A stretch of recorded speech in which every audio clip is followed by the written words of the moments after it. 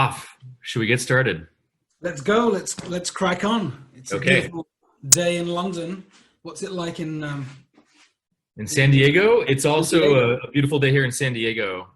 So it's amazing when we both have good weather here. So let's get cracking. Off, it's a pleasure to be with you here on 30 with Rick and Off. And just want to set a little context for our listeners. So we're really just out here wanting to contribute in our own ways to a lot of the conversation that's happening right now in the business space, but also the things that we're not thinking about, the things that we're not talking about. So we want to have a very frank conversation where there might even be some couple bad words that are mentioned here and there, a couple swear words, but it's really just more in the spirit of off the cuff, no corporate pretense. You know, what are the ways that we can really just have a free conversation that's going to serve everyone listening to this? And hopefully, if this is something that you want more of, we're going to continue these dialogues on very specific topics. So that's the spirit, is really being of service, having an engaged, lively conversation, and really looking at the things that we're not really talking about so much out there, or might be more in the blind spot of executives, teams, industries, the economy, a lot of interesting topics we're going to be covering over time. So first, I just want to introduce Off. You want to say a little bit about who you are and how you got to be here right now? Yeah, sure, Rick. So listen, thank you for putting this together. I'm delighted to participate in this 30 with Rick and Off because Rick and I have been sort of, with our creative minds, been working on putting together something, especially after COVID, something that allows us to connect with audiences and friends and family and colleagues and investors and futurists and so on out there who are in our network, in our extended network. So delighted to be here. A little bit about myself. I'm currently engaged in something that I'm very passionate about, which is what I call Growth Enabler. It's a business I built 4 years ago. And it's a technology company that is disrupting and transforming the way the world makes decisions, executives make decisions about the startup economy and the digital economy. And I started this, on the back of a corporate career that was with an organization called Gartner for many years. Some of my Gartner colleagues, ex-colleagues, will be on this call too. And spent many years in technology with various companies like Fujitsu, and in fact worked for Sir Alan Sugar in my first job many, many years back. And my passion in life right now is to really rethink, or help the world to rethink business, economics, talent, and the ethics that surround all of these themes. And today's call and many other calls like this will be about bringing in executives from the market, from the industry, to talk openly and freely about issues that bother them. And we want to try and make it as authentic as possible. It needs to be a dialogue and a conversation, right? It's not one of those boring webinars where I'm reading a PowerPoint presentation and pressing next slide, God forbid. So I think we want to make this as real as possible, and I'm delighted that you've given me this opportunity, and through serendipity and destiny, we've come together. So let's kick off, and please describe what you do, because your world is absolutely unique and transformational in itself. Yeah, thank you. So I'm the author of Decisive Intuition, and I have been an executive coach and business coach for many years now, working with executives and companies from all over the world, many different industries, from corporates to startups in Silicon Valley. And so that's part of my passion, is helping people really overcome their challenges in the ways that they're not thinking and seeing, and some of those dots connecting. And so a lot of my passion is, how do we connect with that intuitive intelligence that we all have? And I see this as an amazing moment in time where there's so much noise, and the signal to noise ratio is very poor. There's so much static out there with all the media and news cycles. It's really hard to tune into that inner wisdom and connecting those dots. And I see this is the most important time to ever do that.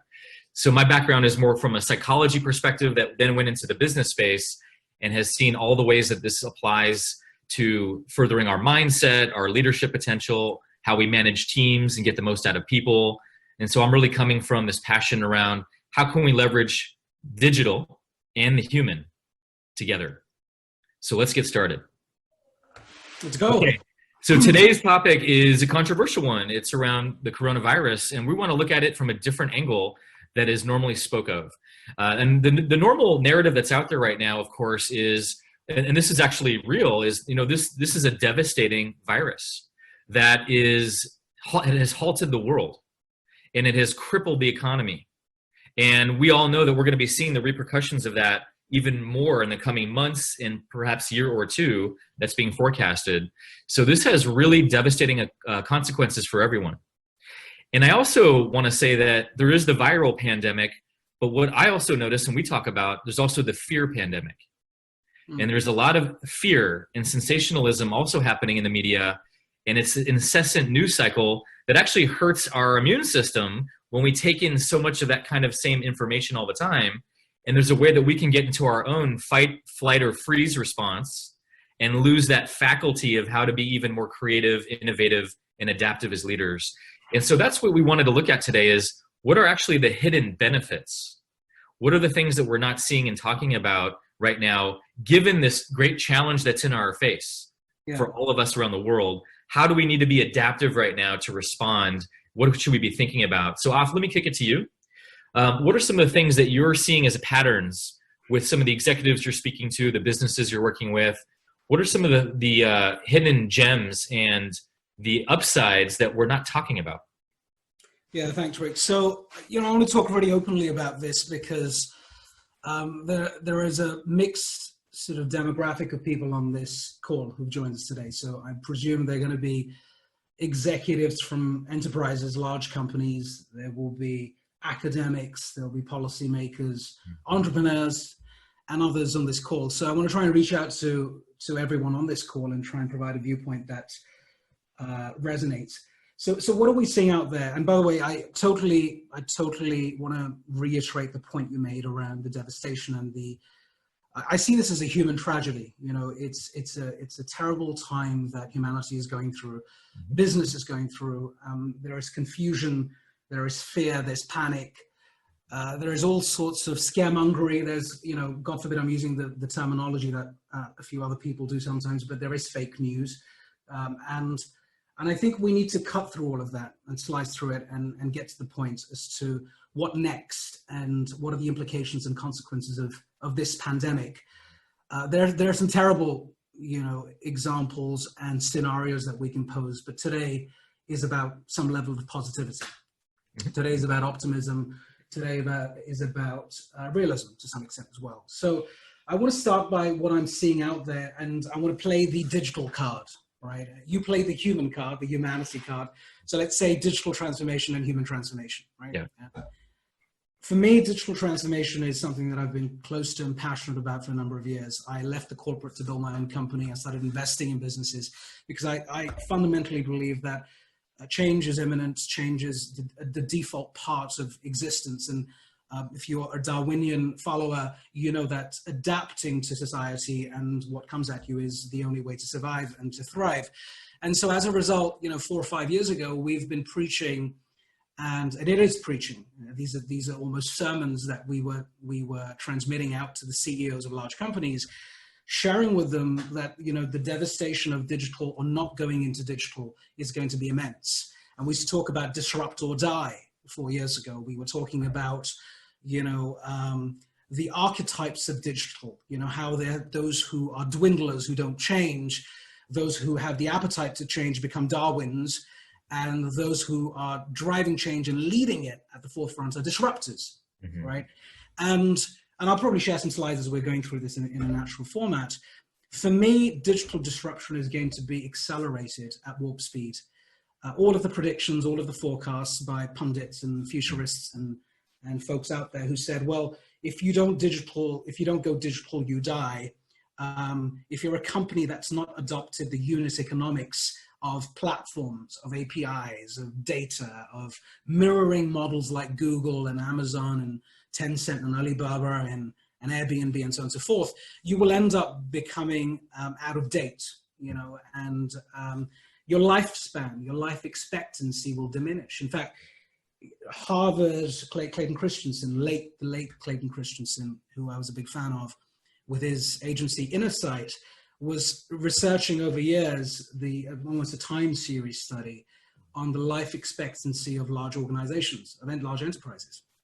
And he discovered that the average life expectancy of these companies has gone down from 33 years back in 1963 to expected 12 years by 2025, or even single digits if there's some big shifts in the world.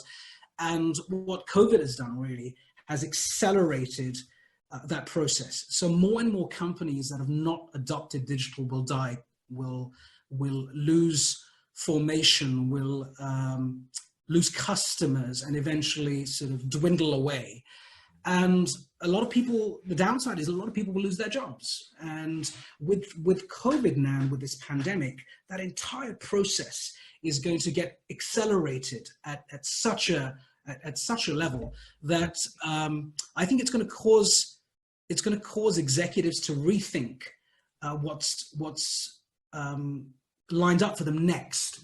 How do they continue to increase their stock value and be as employable? How do they attract the best talent, which has been a problem pre-COVID? Large companies, traditional companies were coming to us and saying, hey, AF and team, and back at my company, Growth Enabler, the questions we used to get was, well, how do I attract the best digital talents? They all keep on going off to the Googles and the Amazons. I can't seem to attract them even with the biggest salary packages. What do I need to do? And of course, that question is even more pertinent, profound, salient now than ever before. So I believe my hypothesis, the prediction really, is that the pandemic will make things hard at first for big companies, but there is a way out.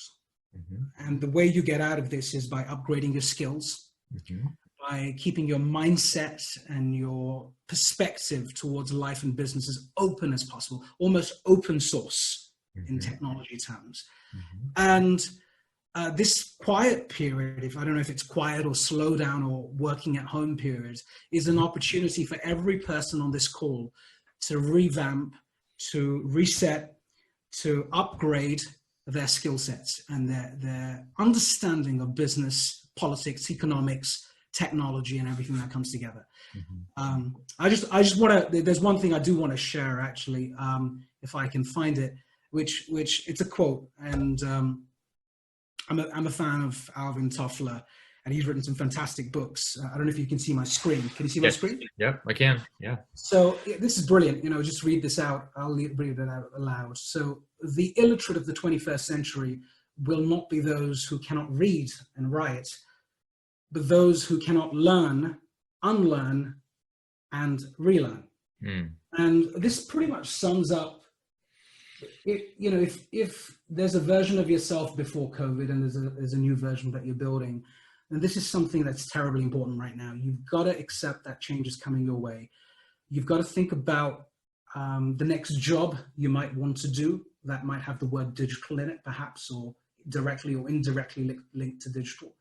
You might want to think about what you're going to teach, who you're going to hire, and how your business model, I'm speaking very much from the standpoint of the enterprise right now, how your business model is going to migrate towards being digital end to end. And it's not hard. What you're really doing initially is you're mimicking the tech titans. You're mimicking the platform-based models that are out there. You're mimicking the challenger banks. And then you're building on that to create something that's unique to you. And I was talking about, Rick, I was talking about the different archetypes of digital, and I just want to share this with the folks out there. You can screenshot it or whatever. But if you look on the extreme right of this slide, we used to talk about, and we still talk about, this concept of dwindlers that I touched on. And there were many who came and died and didn't make it. The Blockbuster stories, the Nokia stories, the Kodak stories are very, very common. But then there are those who accepted that they're going to change. And, I want to give an example of Vanguard. If people are familiar with Vanguard, it's a huge investment organization and one of the best out there. And Vanguard, JP Morgan, Schwab, all of these companies that were, grew up with the traditional business models, regulated industries, realized that they've got to bring in digital technologies like robo-advisors and all forms of automation to change the customer experience. Whether your customer is the consumer or it's another business, frankly, it doesn't really matter. You've got to bring in new ways of interacting and engaging. I mean, look at this. We're sitting on this video platform right now. you know, and this event has compelled us to go out and reach out to thousands of people and try and give them a little bit of this inside knowledge. So, you know, you got to ask yourself a question: are you a dwindler? Are you a Darwin, willing to change? And do you aspire to be a disruptor? Do you aspire to be like those Amazons and Facebooks and Tencents and Alibabas out there who have dominance? You know, their collective market cap is running at over 7 trillion right now. This archetype model and the thought process around learning and unlearning, I believe, is something that is very important for the audience to know and start to think about and reflect on. So let me say, if I can, let me just say something about this slide right here. What it has me think about is, with dwindlers, there's people, and we all know people right now out there that keep thinking, oh, we're going to go back to business as usual at some point. Just another few weeks, another month. Let's just wait it out. But we're going to all be going back. Don't worry. And I think, to me, those are the dwindlers who are ignoring that it's not that the rules of the game have changed. The game has changed. We are in a different era.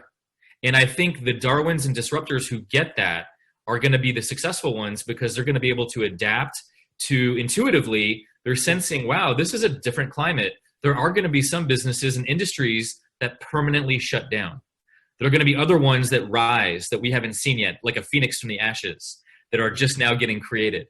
And so if you're a leader or manager, whoever you are right now listening to this, how can you think about what are the ways that you need to be adapting right now in real time? And how can you even take that even one step? How can you start getting even more proactive than just adapting? But where are you being called intuitively? What is your sense and your faculty showing you you're being led toward to lead?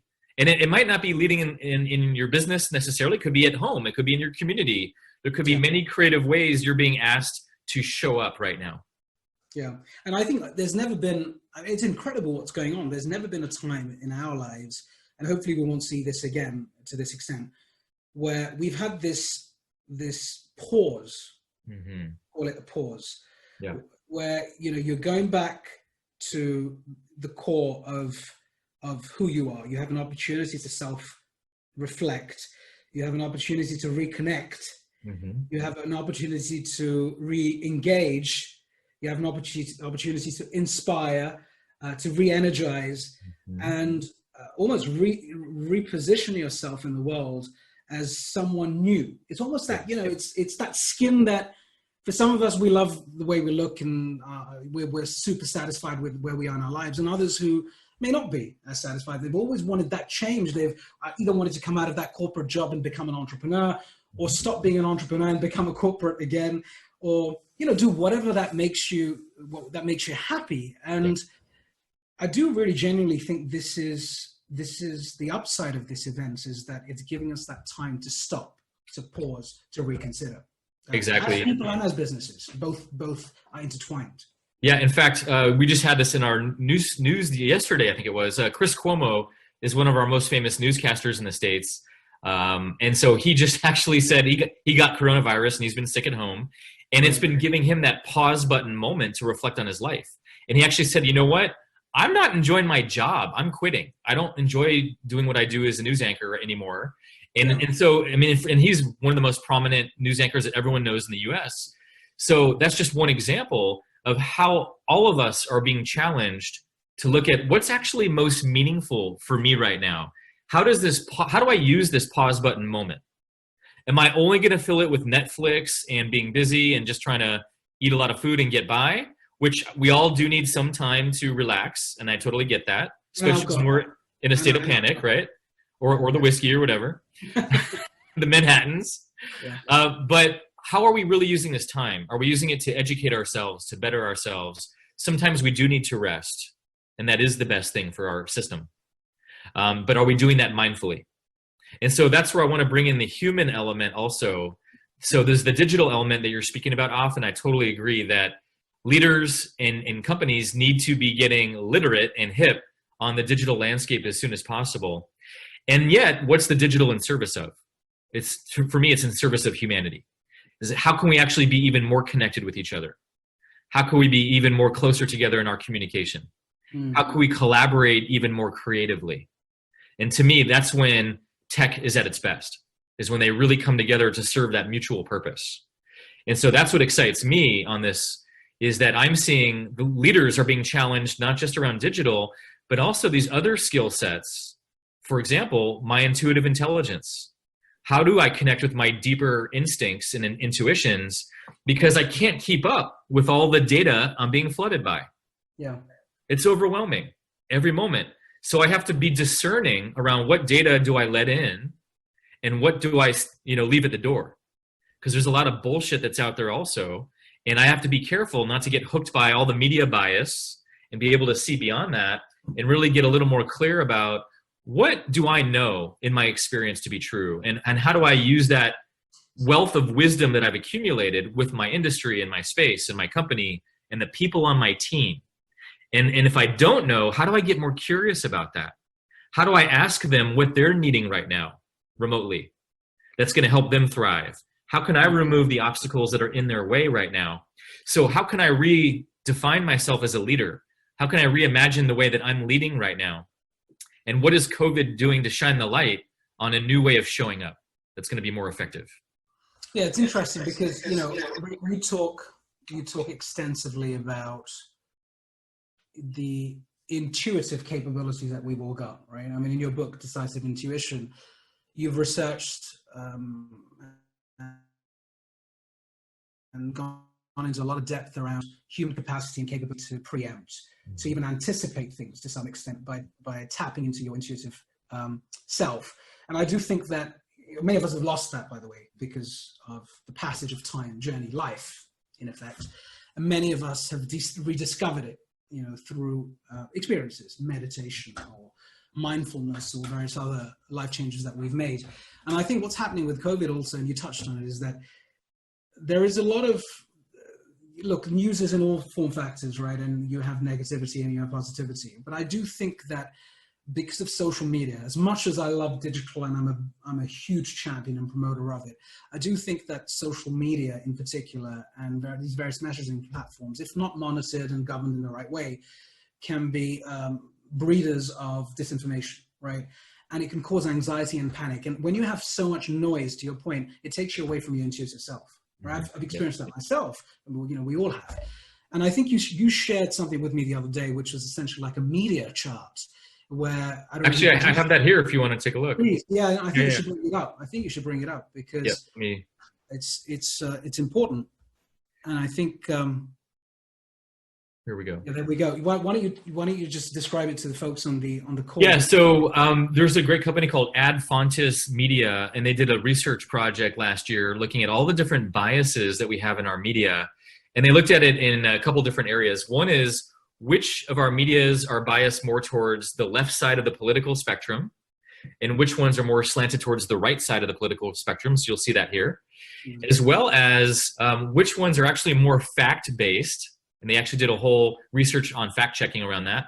And then which ones are more fictitious and just made up stories. Like the Inquirer down here is probably the most famous for probably 30, 40 years now. It's always been like that smut magazine that's in your grocery store before you check out. Where, Alec Baldwin had babies with aliens, like that kind of stuff, right? So that's way down here. But then you get higher up to see like what actually is credible and maybe even more centric, where it's not leaning too left or too right. Because we all know, at least in the States, CNN and MSNBC is way biased to the left. Fox News is way biased to the right. And so you're going to only be in your echo chamber, and it's going to only confirm your realities if you only subscribe to those agendas. And so how do you actually be mindful of the calories that you're taking in? Are they empty calories or are they nutritious calories? And here's a little more of a zoomed in version of the top tier. You'll see BBC actually is not so bad. It's a little bit left of center, but it, and it's got a little more facts. There's still some better ones, but I was impressed. I thought BBC was scored pretty well here. Are you surprised by that? Yeah, I mean, it's fantastic to see BBC there because it gets lambasted by different nations for the content it produces. What I find interesting about this, though, is that back to what are the benefits of the situation we're in, right? As difficult and horrible as it is, the upside, like I said, is, you've got an opportunity to pause and reconsider. Mm-hmm. For enterprises, an opportunity to accelerate digital. Right? Really, some of them didn't want to do this. They were happy with traditional business models. the insurance industry, the financial services industry in general, numerous CEO conversations and C-level conversations I recall over the last 5 years have been about, well, listen, I don't need to change. I'm making a lot of money. We have a 150-year-old industry. We don't need to change. Right. And I think this event has forced businesses and enterprises to change. Yes. And even the dwindlers. I mean, some of them will die, but many of them will be like, crikey, holy shit, I've got to shapeshift fast and move into the Darwinian phase. And I do think that's positive, because if they do that quickly, they'll save jobs. Right. Yeah. And look, people have been talking about a recession for 2 years now, strongly. All the top experts have been talking about a recession. I don't think anyone knew it would look like this, but we knew something was coming. And so how do you, where do you put the blinders on right now versus where do you really open up to all the conversation around you? And you have to use your intuition to sense, where are things moving? Where are the trends occurring? And if I don't pay attention to that, if I don't have a conversation with my C-suite around that, then I'm really doing myself a harm and my company harm.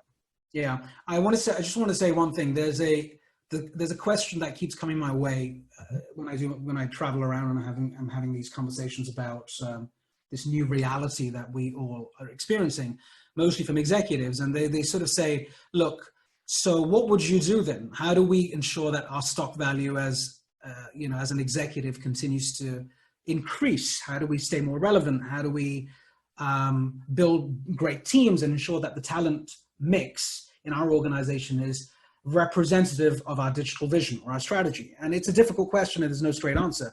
But a simple thing I would say to executives who are on this call as well is, look, a hack. If you want to get back into the digital game, or you want to excel or exceed in that game, there's one very simple thing you can do. For starters, you can start engaging with digital disruptors and startups, for that matter, and join advisory boards of these companies to truly understand what it takes to build a disruptive, agile, maverick organization. And through that learning, there's osmosis that happens. You take it back into your large enterprise. It defines your thinking process, how you make decisions. It enables you to revamp things. It enables you to build in new processes and automation like you never thought you could. It goes back to that Toffler quote, opens your mind up. Yeah. And I think it's an important upside that you have to seize. I mean, the benefits aren't going to, knock on your front door and say, hey, I'm here. You've got to go approach them and seize them in some way. Exactly. So, and that's terribly important. I'm conscious we should be going on for like an hour, but I'm conscious like we're running out of time. I know we're running out of time, but let's sneak in 5 more minutes. And if you have to go, you have to go, and you can see the replay. But I think there's 5 more minutes. There's one more thing I want to get to here. And let's see if I can get there right here. Here we go. So I'm going to do a little poll with everyone on this call. And this is a really helpful diagram for me, is looking at, we've been doing business as usual for a very long time, especially the dwindlers, as Off shows us. And so there's a way where we expect things to be constant forever, right? Even though we know we need to be adapting, we get stuck in our ruts. We get stuck in our comfort zones. And so we fall asleep behind the wheel and we stop asking questions. We stop challenging ourselves. I've seen this a lot in the different corporate cultures where they're so big like a cruise ship, it's hard for them to change on a dime when they need to, with all the bureaucracy and what have you. And you get comfortable in your ways. You lose that startup mentality. Yeah. But what happened is we shot right from comfort zone to panic zone. So panic zone is what we've been feeling this last month, where could I be getting sick? Are my relatives okay? Do I have a job tomorrow? And then there's real issues here that are having all of our amygdalas getting hijacked, our reptilian brain, and we're going right to that panic zone. And the problem when we're in panic for too long, not only does it hurt our immune system, but also we stop taking in new information. We stop being creative. We get into a survival mentality. So how many of you right now are in a panic zone still? How many of you are in a comfort zone where you're still kind of in this, everything's okay, it's going to go back to normal, and you're trying to use that as a coping strategy perhaps, but honestly, how many of you are still here in some way? And then as your leader, how do you get people in the learning zone? How do you keep them in this place where you talk them out of panic, you connect with them, you listen to what they need, and you help their anxiety come down and give them some sense of certainty with their role or with their tasks or their project that they're focusing on. So how can you do that as a leader? And this is the sweet spot. If you can keep people where they're not just comfortable falling asleep and they're not in panic, they're in their learning zone. This is where that intuitive capabilities come alive. This is where your innovation and creativity come alive, where you see things new. And the cool thing here is it's not always comfortable to be on the leading edge, but that's where magic happens. That's where experimentation and trying things different and breaking things fast and learning, that's the sweet spot. And so I want you to, we're going to do a quick poll right now. And I want to just get a sense of where are you located in that? And so as I pull that up. Should we do the poll too? Yes, we should. Here we go. Okay, cool. Okay, so here's the poll. So I'm just curious. This is a chance to vote here. What zone are you currently in, honestly? Are you in the comfort zone? This is all anonymous. Comfort zone, learning zone, panic zone. Where do you put yourself? Click on the poll now. Okay, we're getting a lot of votes. Wow, I'm surprised so far. So far, it's mostly learning zone and very few people in the panic zone. In fact, 0 so far. So we'll end the poll here.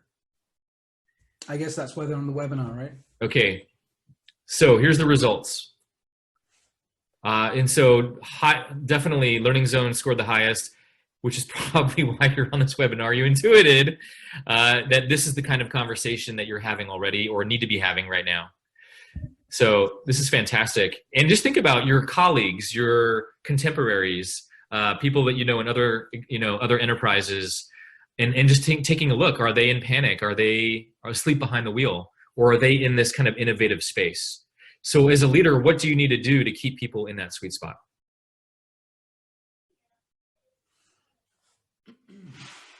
Any last words off as we wrap up today? Yeah, I mean, I wish we had more time. I think I just want to close off by saying we want to do more of these sessions. Maybe we should do them for a longer period.